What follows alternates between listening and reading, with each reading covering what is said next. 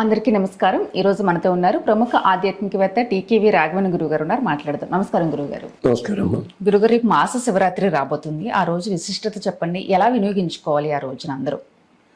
మళ్ళీ అందరూ చెప్పే కథే చెప్తే పెద్ద విశేషం ఉండదు. మాస శివరాత్రి మనం శివరాత్రి అని చెప్పి ప్రత్యేకంగా ఒకరోజు చేస్తాం కదా. చేస్తాం గురుగారు. హైదరాబాద్ వచ్చిన కొత్తల్లో నాకు ఒకసారి డెక్కన్ కానికెళ్ళి పేపర్ దొరకలా.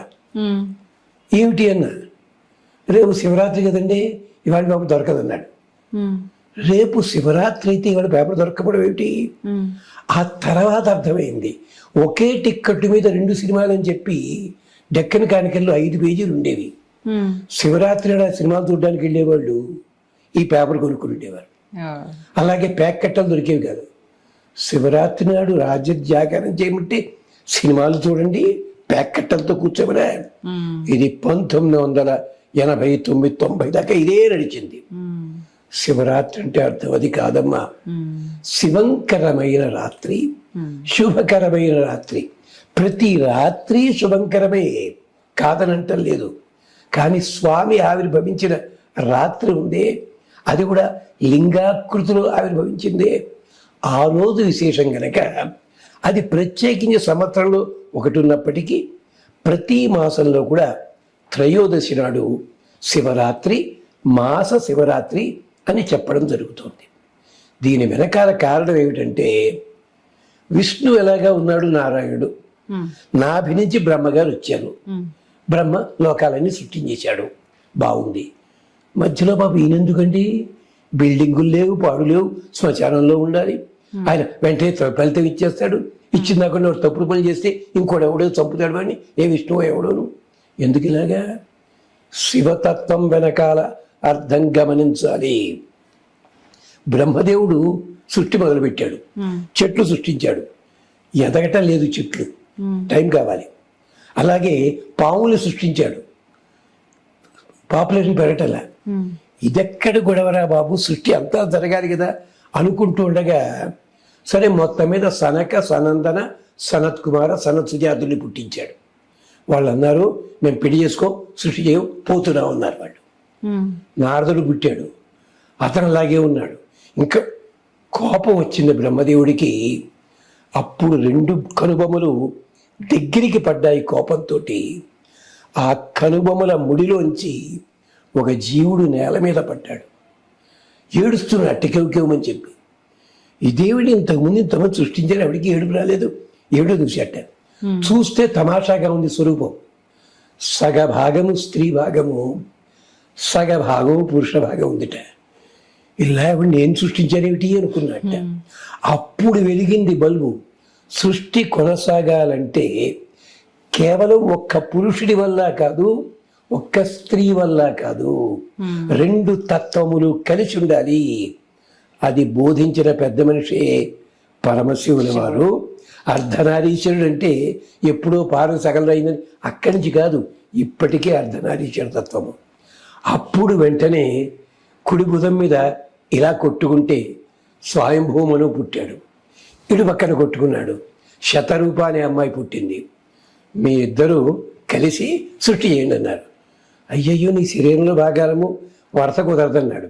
అందుకని తాళిబొట్టు అన్నది అలాంటిది ప్రస్తుతం ఇచ్చి, ఇది ఆమెకి కట్టు, మీరిద్దరూ భార్యాభర్తలు అవుతారు అంటే సృష్టికి మూలమైన పరమశివుల వారి ఆవిర్భావం ఎలా జరిగింది, ఆ రోజు జరిగింది. ఆయన్ని బట్టే వచ్చింది. అందుకని సృష్టికి సంకేతమేమో బ్రహ్మదేవుడయ్యాడు, నిర్మాణానికి సంకేతం విష్ణువు అయ్యాడు, లయకారకుడు.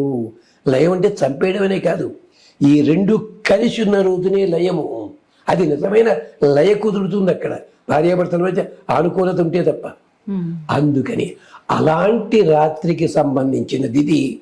అలాంటి సందర్భంలో పరమాత్మ లింగాకృతిలో ప్రత్యక్షమయ్యాడు. దానికి ఏదో భృగు శాపం ఇలాంటి వాళ్ళు శాపాలంటారు, పక్కనెట్టే. లింగాకృతి దేనికి? ఈ వస్తువు స్త్రీయా పురుషుడా ఎలా చెప్పాలి? గుర్తు లీయతే జాయతే అనేనా. లింగ శబ్దానికి లింగ పురాణము, స్కాంద పురాణము, సుమారు 300 శ్లోకాలు చెప్పాయి.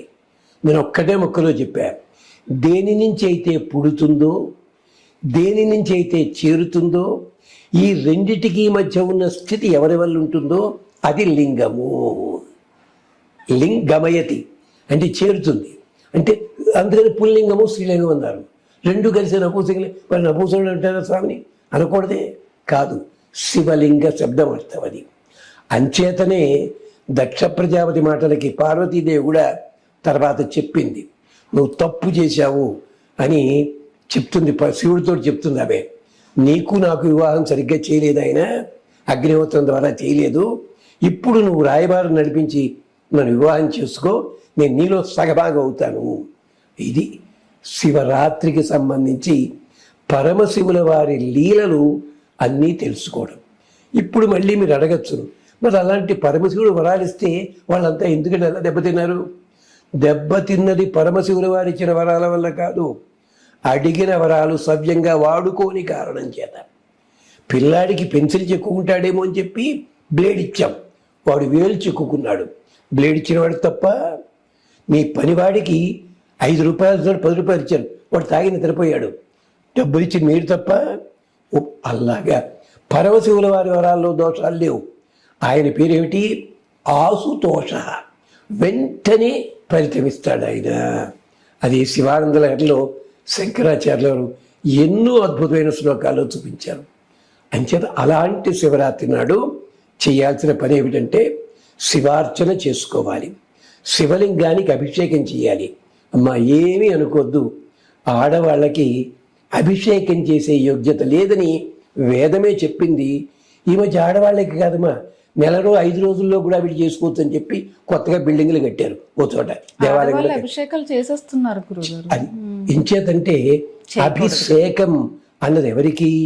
యజ్ఞాలు కానీ, జపాలు కానీ, హోమాలు కానీ ఇలాంటివన్నీ పురుషులు చేస్తారు. ఎంచేత స్త్రీలకి సంబంధించి వాళ్ళ గర్భం వచ్చే ముందు 5 రోజులు వాళ్ళలో అశుచి ఉంటుంది. ఈ కారణం చేత వాళ్ళు భర్తతో కలిసి ఆరాధనలో ఉండాలి తప్పించి. అయితే మరి సీతాదేవి కూడాను మొత్తం ఇచ్చేసుకోవచ్చు కదా, శివలింగానికి అభిషేకం చేసుకోవచ్చు కదా. మరి రావణాసుడు చేసినాడు శివరాభిషేకం, మండోదరి చేసినాడు ఎక్కడే ఉందా ఈ పురాణంలో? గమనించండి అది. కానీ కొత్త వాళ్ళంతా వచ్చి 20వ శతాబ్దం వచ్చిన తర్వాత 21 వచ్చిన తర్వాత అది చేసి పాడి లేదమ్మా. ఒక్కసారి రుద్రాధ్యాయం చదవండి, లేదా ఏకాగ్నికాండ చదవండి. దాంట్లో రుద్ర అభిషేకం చేసేవాడు ఎలా చేయాలి, ఎవరు చెయ్యాలి, ఏ సమయంలో చేయాలి అంతా ఉంది. ఎక్కువ చెప్తే నా అడ్రస్ కనుక్కున్నా మీ ఇంటి మీదకి వస్తారు జనాలు. అయ్యో, అందుకని చెప్పి ఆ రోజుని అభిషేకానికి కావలసిన వస్తువులన్నీ సంపాదించి పెట్టి భర్త గారికి సహకరించండి. ఈ మాట ఎవరు చెప్పారు? సాక్షాత్తుగా అరుంధతీదేవి చెప్పింది, అనసూయాదేవి చెప్పింది. వాళ్ళు చెప్పిన ఉన్నాయి, మనకి శివపురాణంలో ఉన్నాయి, దేవి భాగవతంలో ఉన్నాయి. అంచేత వాళ్ళకి సహకరించండి. అంచేత పంచామృతాలతోటి, అంటే పంచామృతాలు అంటే పాలు, పెరుగు, నెయ్యి, తేనె, కొబ్బరి నీళ్లు. మనం ఏం చేస్తాం? ప్యాకెట్ కట్ చేసి ఇలా పోసేస్తున్నాం. నీళ్లు బంగారం కానీ ప్యాకెట్ కట్ చేసి గిన్నెలో పోతే అంతో అభిషేకం చేయదని ఆయన ఎంత అన్యాయమా? ఇచ్చేసుకోండి.